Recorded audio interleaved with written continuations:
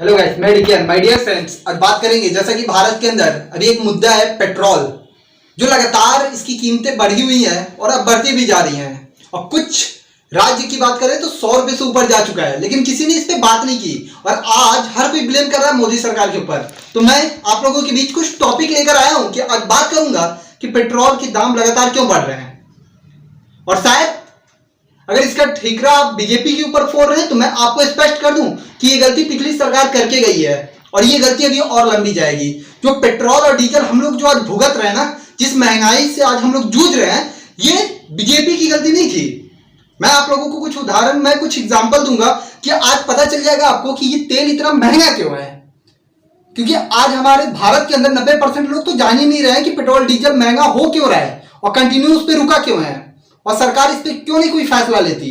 तो my dear friends, मैं बताना चाहूंगा तो जैसा कि अभी पूरा पेट्रोल, जैसे पेट्रोल डीजल सन 2010 की बात बता रहा हूं कि एक डील होती है कंपनी से, पेट्रोल कंपनी से एक डील होती है और उस समय पेट्रोल कंपनी एक शर्त रखती है कि मैं इस डीजल का रेट और पेट्रोल का रेट बढ़ा दूंगा। तो जो उस समय सरकार थी सन 2010 में, उन्होंने ये कहा कि आप रेट मत बढ़ाइए, मैं एक बॉन्ड देता हूं जिसके तहत मैं पैसा धीरे धीरे आपको चुकाता रहूंगा।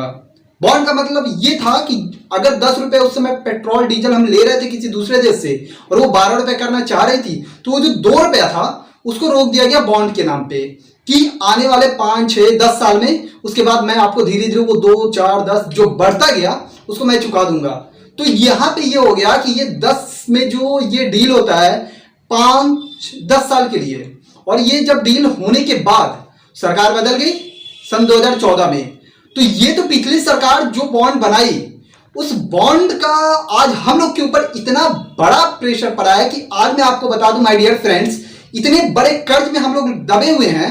131 लाख करोड़ का आज हम लोग के ऊपर केवल बॉन्ड का ब्याज है सर, और शायद आप लोगों को पता नहीं है।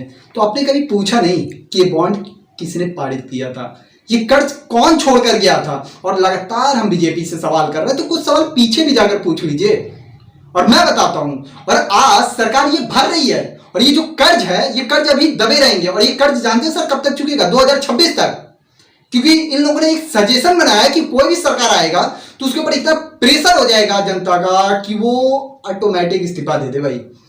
और मैं कुछ चीजें आपके बीच रखना चाहूंगा कि जैसे कि अक्टूबर में, मार्च के महीने में सन 2026 तक इसका बिल का भुगतान सरकार करती रहेगी, जो 131 लाख करोड़ रुपया है।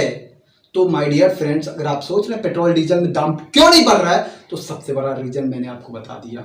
और अब इसका बिल कैसे पे कर रही है सरकार, कुछ चीजें मैं बताना चाहूंगा कि इस साल 20,000 करोड़ का एक इंस्टॉलमेंट तेल कंपनी को देने वाली है सरकार। ठीक इसी तरीके से 2023 में 22,000 करोड़ का इंस्टॉलमेंट देने वाली है। सन 2024 में 40,000 करोड़ का बॉन्ड जो इंस्टॉलमेंट है वो सरकार पे करेगी, और जो 2026 में जाकर के लास्ट जो पेमेंट करेगी सरकार 37,000 करोड़ रुपए।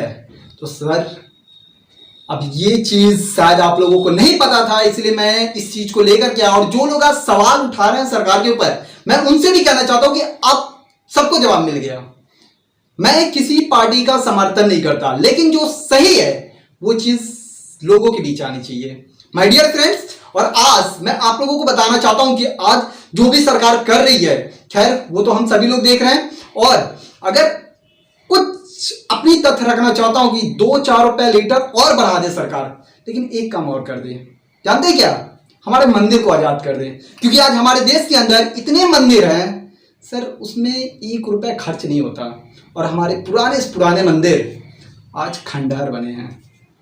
तो मैं इस मैटर पे, इस टॉपिक पे मैं नेक्स्ट वीडियो में बात करूंगा।